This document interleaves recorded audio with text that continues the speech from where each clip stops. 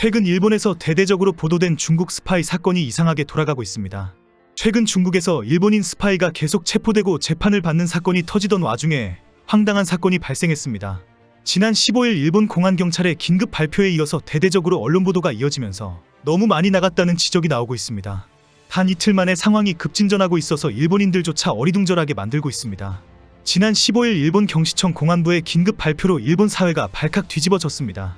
일본의 국가연구소에 근무하고 있는 중국인을 간첩 혐의로 체포했다고 발표했기 때문입니다.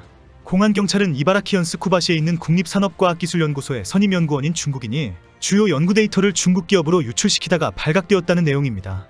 즉각 일본 연구단체와 언론들은 중국인 간첩들이 일본 내에 상당히 많이 암약하고 있다. 유출된 연구 데이터는 일본의 핵심 전략 기술이다. 반도체에 꼭 필요한 기술로 미국이 크게 충격을 받고 있다는 지적과 보도가 이어졌습니다.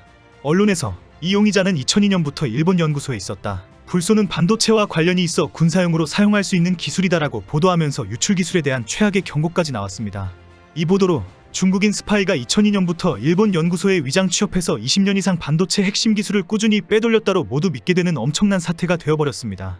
현재 확인된 사실은 이 중국인 연구원이 2018년 4월 23일 오후 4시경에 불소와 암물 합성 기술에 대한 연구 데이터를 중국 기업에 전송했다는 혐의입니다. 이 연구 데이터는 일본의 주요 영업기술에 해당이 되기 때문에 스파이 혐의가 확실하다고 확인되었습니다.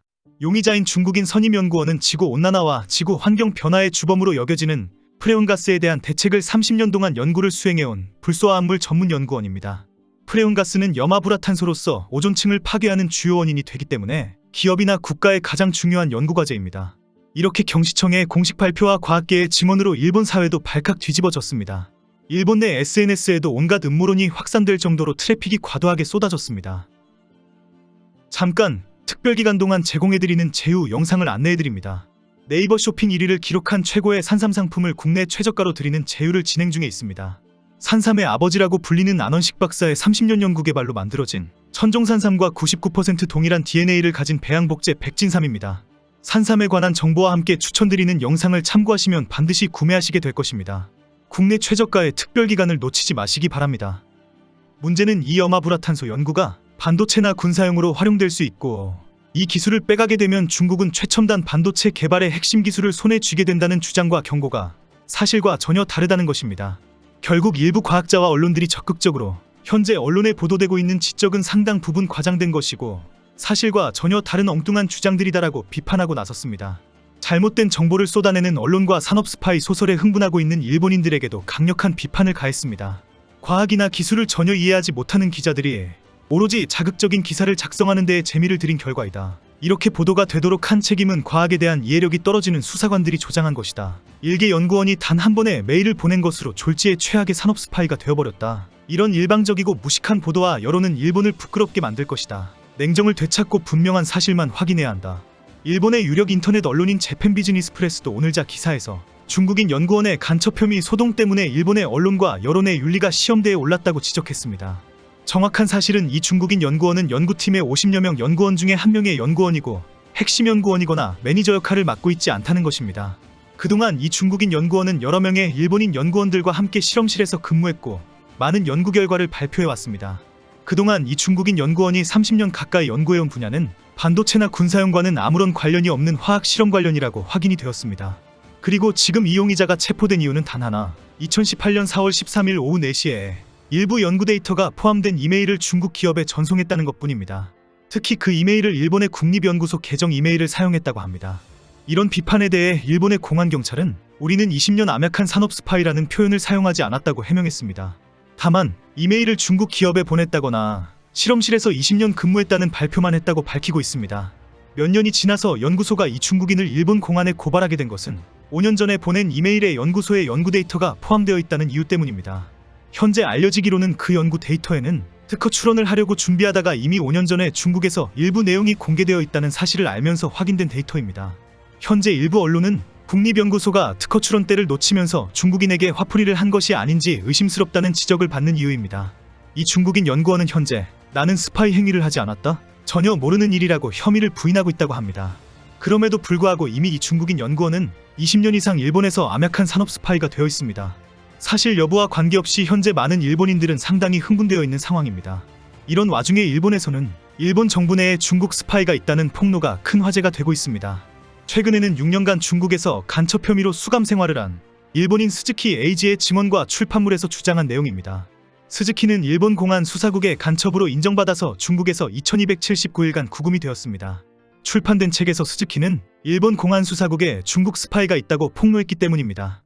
2016년 당시 일중 청년교류회 회장으로 일본과 중국 간의 교류 행사를 추진하다가 귀국 직전 중국 공안에 체포되었습니다. 중국은 스즈키가 공안 수사국으로부터 지령을 받았고 일정 급여를 받은 것이 확인되었다. 베이징에서 정보를 듣고 공안 수사국에 바로 제공했다라고 혐의를 발표했습니다. 그런데 당시 중국 공안이 일본 공안 수사국 직원의 얼굴 사진과 업무 등을 아주 상세히 알고 있었다는 것입니다.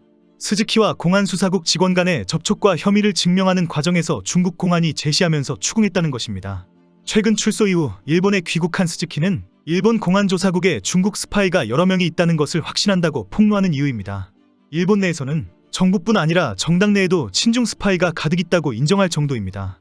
그동안 중국에서 체포된 일본인들이 워낙 많은 상황입니다. 많은 일본인들이 이런저런 황당한 이유로 간첩으로 몰려서 몇 년 동안 교도소에 있었습니다. 그동안 중국에서 체포된 일본인들의 혐의 중에 가장 많은 간첩 행위가 국가기밀을 빼내가는 혐의와 군사시설 주변을 상세히 사진을 찍는 혐의이기 때문입니다. 2015년 5월에도 일본인 남성 2명이 체포되었는데 이들은 입국하자마자 랴오닝성 북중 접경지역과 저장성 군사기지를 사진을 찍었다는 혐의입니다. 이들은 중국 공안 조사 과정에서 사진 촬영은 일본 공안국으로부터 의뢰를 받았다. 그러나 실제 중국 정부를 위협하는 구체적인 활동은 시도도 하지 않은 상황이다라고 말을 했다고 알려졌습니다. 2021년에는 일본 대사관의 무관이 닝보의 군사제한구역으로 무단 침입하다가 경비를 서던 해군 장교에게 붙잡히는 사건이 발생합니다. 카메라를 들고 조금씩 가까이 접근하다가 결국 군사제한구역까지 들어가면서 발각된 것입니다. 이 무관도 중국 정부의 요청에 따라 강제로 추방되었습니다. 결국 최근 일본에서는 중국에 여행을 할 때에는 사진을 함부로 찍으면 안 된다는 경고가 확산되고 있습니다. 유명 관광지를 제외하고 시내에서나 해변이나 도로라도 함부로 찍지 말라고 경고합니다. 문제는 앞으로 이런 산업 스파이 문제가 계속 이어질 것이라는 경고입니다. 최근 중국은 결국 간첩 행위의 범위를 대폭 확대하는 방향으로 법률을 개정했습니다. 중국을 방문 시에 갑자기 졸지에 간첩이 되는 상황이 많이 발생할 것으로 예상이 됩니다. 중국 의회격인 전국인민대표대회 상무위원회가 26일 반간첩법을 통과시켰습니다. 7월 1일부터 시행되는 새로운 법률은 처벌 대상인 간첩 행위가 포괄적이어서 중국 공안이 당신은 간첩이다라고 하면 바로 간첩이 될 판입니다. 국제사회는 앞으로 중국 내에서 외국인들이 간첩으로 체포되는 사례가 더욱 늘어날 것으로 우려하고 있습니다. 이번 법률 개정으로 유출 시 처벌받는 정보의 범위와 보호 대상이 대폭 넓어졌습니다. 기타 국가 안보와 이익과 관련된 문건, 데이터, 자료, 물품을 보호 대상에 규정했기 때문입니다. 법에 의해 비밀로 분류된 정보뿐 아니라 안보나 국익과 관련 있다고 사법 당국이 규정할 수 있는 정보의 범위가 매우 광범위해졌습니다.